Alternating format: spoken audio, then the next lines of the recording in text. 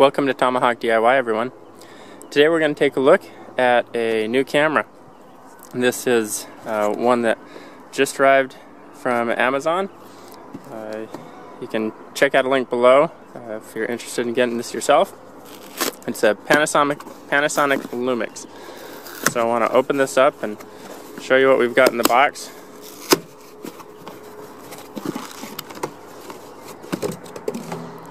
Tell you a few thoughts about it. As I start, I want to say first, the reason I got this particular camera is because previously I had a Panasonic Lumix DMC-ZS25. This is the Panasonic ZS25. I really liked the Z7 that I had before and was actually hoping to get the same camera, the next one in the same series. It was no longer in production, so checking out Panasonic's website and specifications, this one was pretty similar. It's a fairly economical camera. It has some great features for a point-and-shoot camera that's going to fit in your pocket. 20x optical zoom. It's a 16 megapixel camera. It creates full HD video. So with that, let's take a look at it. Alright, we have the usual obligatory CD, paperwork, USB cable, lanyard, we've got a battery, we've got a wall plug, nice and compact one, and of course we've got the camera itself.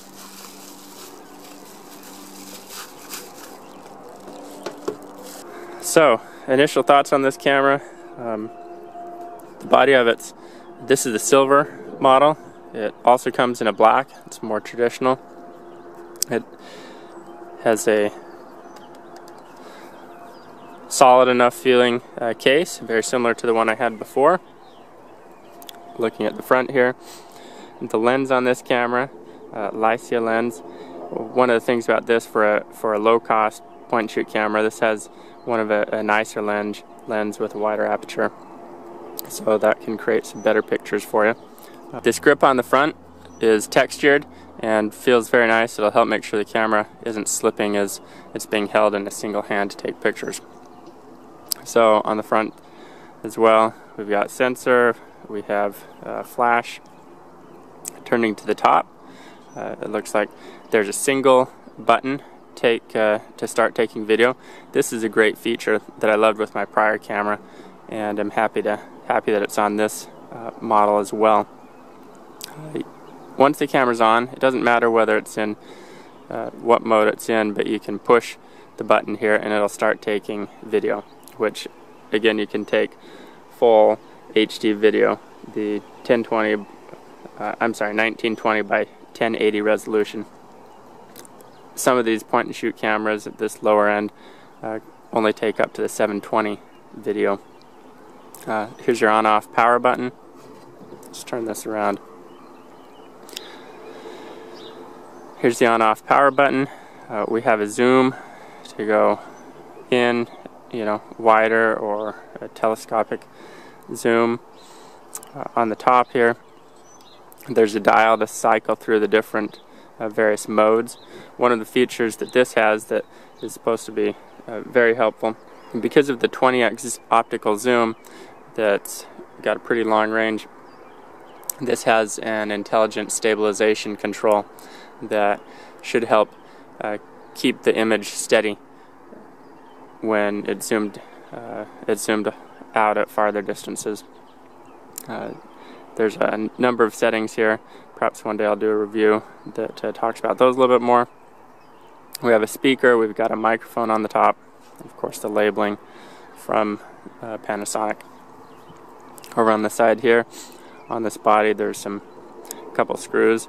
In fact, one nice thing about this series of camera, my prior one got a little bit of dust on the on the sensor inside near the lens, and this was actually the Panasonic DMC-ZS25 was very easy to take apart and clean. I actually made a video of doing that. This looks like it's probably fairly similar with the location of these screws and the way the body is very similar. So that's nice if you ever run into a problem down the road. It's not often you can self-service small consumer electronics like this. So we have the screen on the back. There's an exposure button. This is a new one compared to my other camera, so not sure what that does yet. We'll have to check it out. A little bit of bumps right here for grip. Again, I'm sure that's for helping hold the camera and taking the picture. We have your playback button to view your pictures, and typical 5-button control with menu.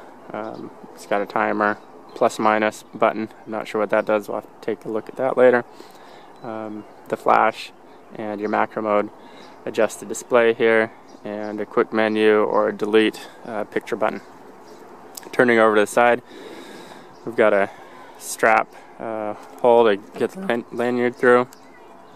Here's our connections, HDMI output and USB output. So this will be where you can charge the battery directly in the camera. I will say regarding battery charging, one thing that I'm slightly disappointed with and miss is that these cameras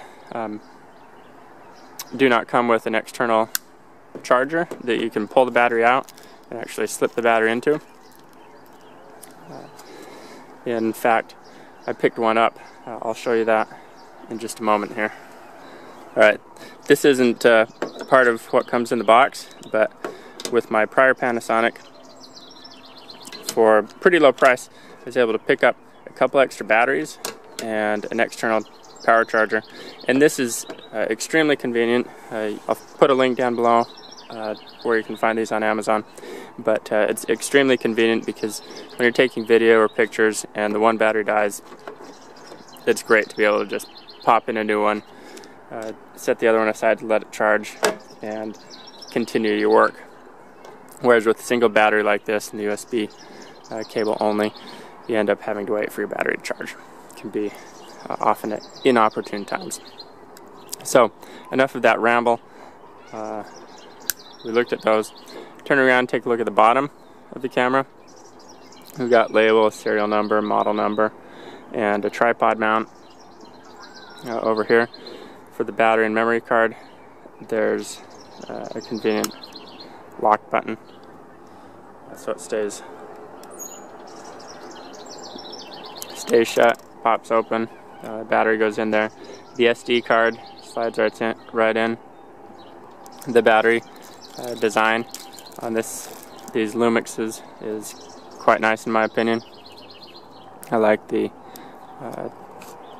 button that pops in. It'll stay put, won't fall out, and with the spring it pops the camera up. Very easy to slide out. So in addition to picking up some extra batteries, again not too expensive, the other accessory that I've found most helpful to have is picking up a small camera case, so you can keep your camera in it, keep it protected, easy to travel. Also keep cables, and if you get extra batteries, extra SD cards, things like that, that'll be very helpful while you're shopping for the case, the camera, the batteries. Don't forget as well, if you need an SD card, to pick up one of those, maybe even a couple depending on how you are. My prior Lumix had a small amount of internal memory, which was convenient if your SD card got filled up and you didn't have a backup one. I believe this one does as well. That's the initial look at a Panasonic ZS25 Lumix camera. Again, this should be a great camera. I'm very excited to turn it on, put it to use, and we'll hopefully have a chance to do a review here in the near future. Thanks for watching Tomahawk DIY. Check out the links below to purchase these things on Amazon. You can also pick them up at other stores as well. And I hope you found this useful. Don't leave some comments. Like the video if it's helpful for you. And don't forget to subscribe. Most of all, have a great day.